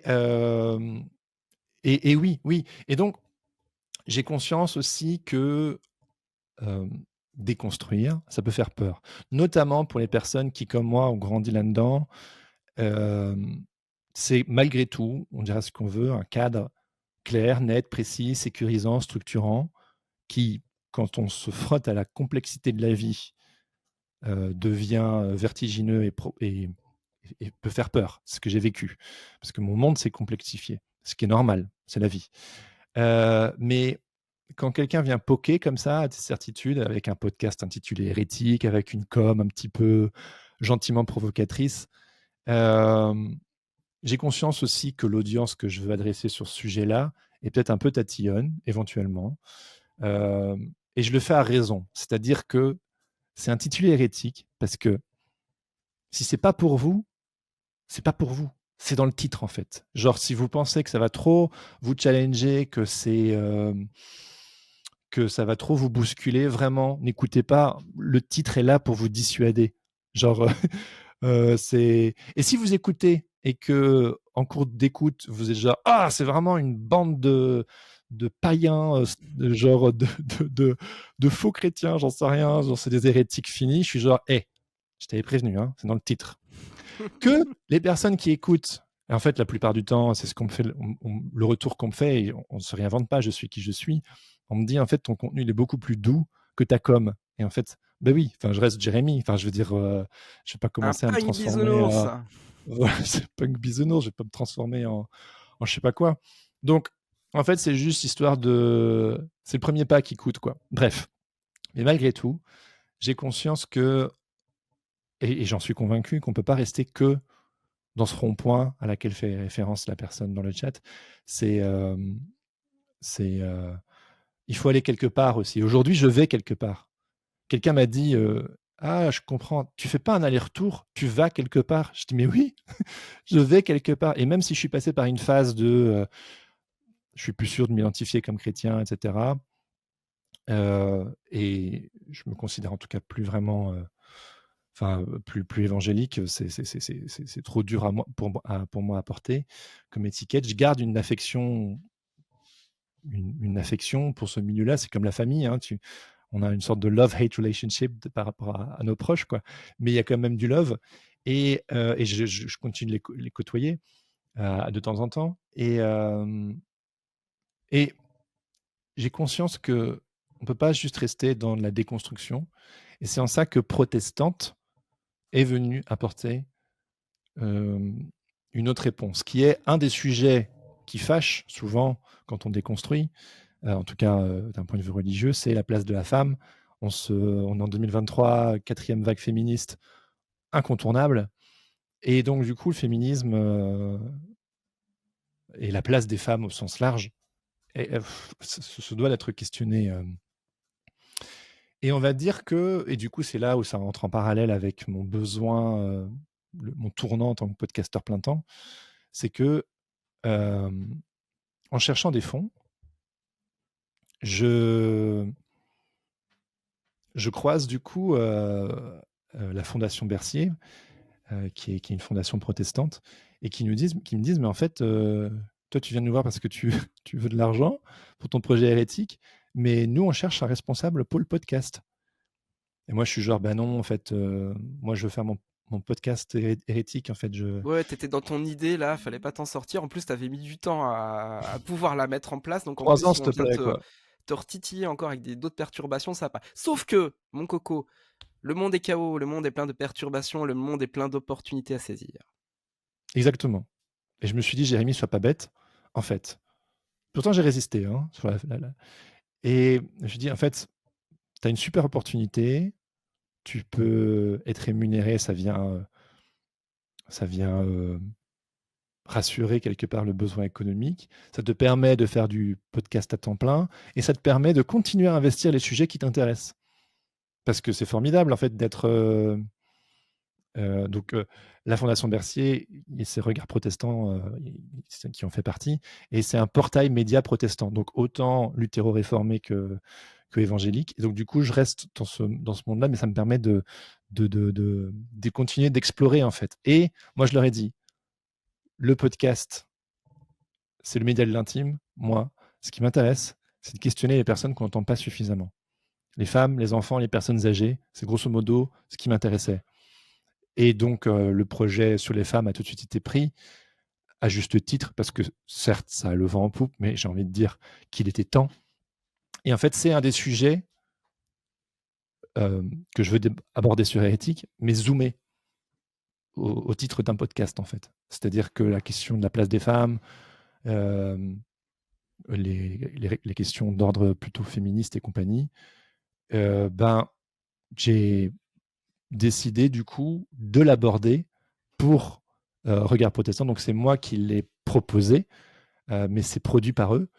Et à côté de ça, je produis d'autres podcasts pour eux. C'est pas moi qui les mène, mais je deviens presque je suis une sorte de chef de projet, en fait. J'accompagne des journalistes ou des podcasteurs ou des podcasteuses pour produire du contenu pour eux. Et c'est super, je me transforme en directeur artistique, je fais bosser les copains, j'ai fait Mais bosser. voilà, c'est ce que J'ai j'allais fait, dire en j'ai plus. fait. Alors, il y a qui? Alors, Alors, voilà. Donc, déjà, toi, tu as fait le générique de Protestante. Vous savez pas peut-être, mais c'est aussi Laurent qui a fait le générique de Hérétique. J'ai fait bosser Fortifem sur la vignette de Histoire de la France protestante et Histoire des femmes protestantes, qui est un podcast historique qui va sortir très prochainement. J'ai fait bosser Tom Bornarel, a.k.a. Death by Coffee. si vous connaissez pas son taf, allez voir sur Instagram, on mettra les liens C'est lui dans qui le a fait la descriptif. vignette d'Hérétique également. Et en fait, j'ai d'autres projets Et tu n'as pas cité Anavanda? Pardon, non, non, excuse-moi, bien sûr, évidemment, Anna Vanda Gogusset, qu'on a aussi reçue sur Sens Créatif et qui a fait la vignette de Protestante. Pour moi, c'était incontournable. On va faire un podcast sur les femmes. On va, entre autres, pas que, mais aborder des sujets liés au féminisme. Je précise que c'est pas un podcast féministe dans le sens où il n'est pas militant. Ce sont des portraits de femmes protestantes engagées et donc où on aborde leur vie, mais aussi leur combat. Je pense qu'il est, peut-être que j'ai pas suffisamment une bonne compréhension du féminisme, mais je pense qu'il est féministe en ce qu'il met en avant des femmes, exclusivement des femmes. Mais c'est pas un podcast de lutte, dans le sens où c'est plutôt un podcast engagé que militant, dans le sens où j'écoute et je suis dans une posture différente d'Hérétique. Sur Hérétique, je donne beaucoup plus mon avis. Je suis vraiment à 60-40 sur Hérétique. Là où sur Protestante, je suis à 10-90, quoi. Genre, je suis vraiment dans l'écoute active je fais en sorte que ces femmes se racontent.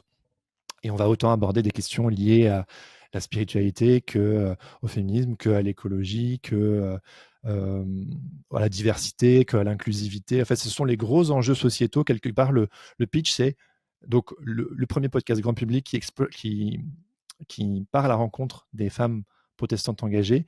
Et quelque part, c'est est-ce que la pensée et la spiritualité protestante pourraient apporter une réponse aux enjeux sociétaux actuels? Et moi, je trouve qu'elles ont une pensée absolument formidable et hyper intéressante.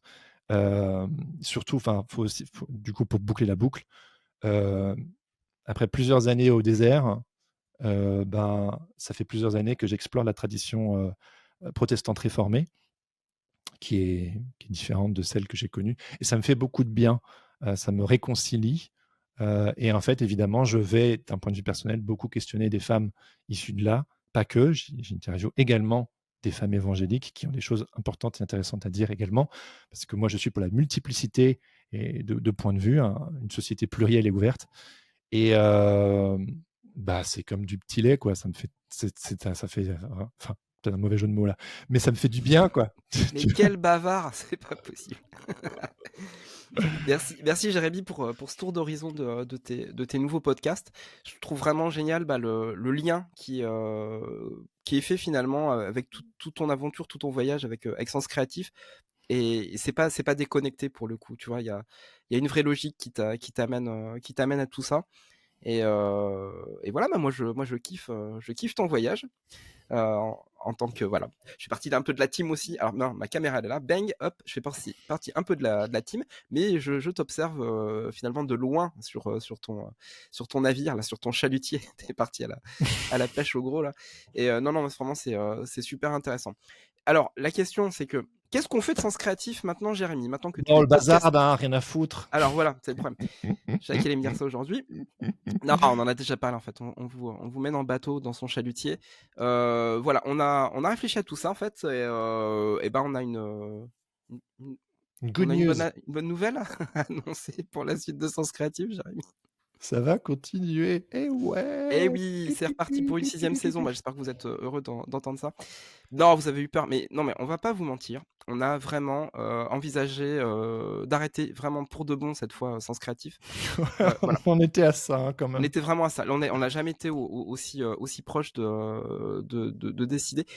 Mais en réalité, ce qu'on a eu besoin de faire, c'est le temps. Le temps, il a parlé pour nous. On avait besoin finalement d'explorer tout ce qu'on avait exploré. Donc ça veut dire aussi la quête qu'on mène de front en ce moment avec Kylian Talin. On avait besoin de vivre cette nouvelle aventure de la quête. Jérémy avait besoin de sortir ses podcasts. C'était vital. S'il les sortait pas, il y avait un problème. Fallait accoucher des podcasts, tout simplement. Maintenant qu'on a franchi toutes ces étapes, en fait, on se rend compte que Sens Créatif fait partie de l'écosystème. La quête, on kiffe. Ah ouais. On trouve que c'est C'est un super c'est format et on aimerait. l'incarnation absolue de tout ce qu'on a toujours voulu avec Voilà. Sens Créatif.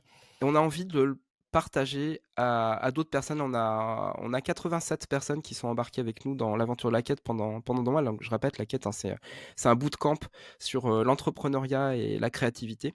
Et donc il y a une partie des aventuriers, des aventurières comme on les appelle, qui viennent du cercle des créateurs de Kylian Talin, et une partie qui vient de Sens Créatif. Puis aussi une petite partie de personnes curieuses qui sont tombées sur notre plan marketing qui a fait son œuvre, dont on est très fiers. Et voilà, donc si on peut continuer à proposer ce format-là, qui est assez prenant, en gros on peut en faire que 1 voire 2 max par an, ce sera sûrement que 1. Et ça, pour le faire, on a besoin de Sens Créatif, parce que derrière c'est vous, sans vous, il n'y a pas de logique, il n'y a pas de communauté, il n'y a pas de Discord, il n'y a pas d'esprit Sens Créatif, il n'y a pas de patate, il n'y a pas de patate club, etc. Donc en fait, on a envie que tout ça continue. Et puis ce qu'on transmet aussi au travers de nos épisodes, c'est cet esprit d'entrepreneuriat qui est important, à mon sens, à prendre en compte, même quand on est artiste, même quand on se sent purement créateur, une créatrice. Bah, si on met ça de côté, c'est difficile finalement de transformer les rêves qu'on a. Et dans finalement le contexte actuel, le monde tel il est en train de se transformer, sinon si on se transforme pas, ça va être compliqué de continuer à être des artistes bohèmes et de pouvoir faire vivre notre art, nos idées, notre créativité, nos histoires et nos messages en fait. Et donc nous on veut incarner ça, en faisant à fond. Et voilà pourquoi Sens Créatif doit continuer. Alors évidemment, on fera en sorte que ça soit vivable et réalisable pour nous. Donc Mmh. on va repenser à nouveau le format. Vous inquiétez pas, vous ne serez pas dépaysés. Il est probable qu'on arrête peut-être de diffuser en direct sur Twitch. Donc là, profitez-en. Ce sont peut-être les derniers moments sur Twitch avec nous. Il reste encore toute la fin de saison. Mais voilà, peut-être revenir à l'essence de ce qui faisait Sens Créatif, et puis peut-être vraiment de pousser les choses vers aussi plus d'ouverture sur le mentoring, sur ce qu'on peut apporter voilà, globalement aux personnes. Voilà. Jérémy, est-ce que tu veux rajouter quelque chose à ça? Qu'on vous aime, les patates. Et les non-patates aussi, on vous aime. Non, mais enfin, si, si. Et surtout, Bah, c'est une sacrée aventure. Et aujourd'hui, pour ma part, bah, je fais de l'interview à gogo. Je fais genre 2 à 3 interviews par semaine et, et on a frappé à la porte chez toi. Yes. Et en fait, ça me plaît tellement, en fait. Et est-ce que je ferais plus d'illustrations? Bah, pour moi, c'est toujours dans ma boîte à outils, en fait. Mais c'est vrai que dans la période étant, hem, mener 3 podcasts plus un bootcamp plus, plein d'autres trucs ou ma vie de famille et tout, ça m'occupe bien. Et puis c'est chouette aussi finalement d'avoir, quelques jours comme ça parce que oui, je l'ai pas dit, je bosse à mi-temps du coup, à temps partiel pour la fondation en question. Et donc du coup, ça m'apporte une stabilité, qui après, 10 ans en tant qu'illustrateur, ça fait du bien aussi et pour pouvoir mener mes projets entrepreneuriaux, à côté et permettre à Sens Créatif, à Hérétique, d'exister, qui sont des projets de cœur. Et on a aussi abordé ça sur Sens Créatif et dans la quête, c'est comment trouver l'équilibre entre finalement,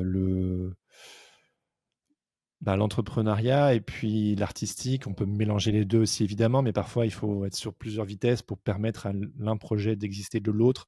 Et c'est ça aussi, nous on utilise souvent ce terme-là avec Laurent, c'est le fait de quitter la pureté absolue, l'alignement en tout point. C'est que par moment, on a besoin de faire des pas de côté.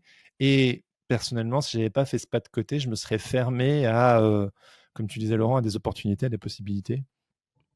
Bah oui, Et c'est finalement, une invitation à chacun, à chacune en fait c'est de ça. parfois c'est devant nos yeux et on le voit pas. Et mais donc voilà, merci. Moralité, quand on adresse son besoin, et bah, du Oui, coup, on s'ouvre le champ des possibles. et parfois adresser son besoin, ça prend énormément de temps. Ouais. Genre, je pense que mon histoire quelque part, l'incarne en partie, c'est que ça demande beaucoup de temps mais si on est sur ce chemin, de connaissance de soi, si on suit son petit fil d'Ariane, ben, au fur et à mesure du chemin, ça devient plus évident. Par contre, ce qui est difficile, c'est quand l'évidence se s'invite et qu'elle est là devant nous et qu'on peut pas l'éviter. Moi, je le dis souvent, l'obstacle et le chemin, ça a été un vrai mind shift. Le fait de me rendre compte que, Jérémy, en fait, tu tournes autour du pot, tu abordes tous les sujets qui t'importent, sauf celui qui est le plus essentiel pour toi, en tout cas. À un moment donné, va falloir là, y rentrer dans ta caverne de l'Empire contre-attaque, là, parce que si tu continues de tourner autour, ça commence à devenir lourd, quoi. Et, et voilà. Voilà. Comme Et du dirait Derek Sivers: «Anything you want». anything you want. Et du coup, on va bientôt sortir l'annonce, mais cette saison 5 se terminera en beauté le 6 décembre à la Slow Gallery à Paris à partir de 19h. Exactement. On va Et là, on vous annonce du coup les personnes qu'on va recevoir. Donc, il y aura le duo Gros-Duc et Boucard, qui ont un univers absolument formidable, très marrant, irrévérencieux, très joyeux.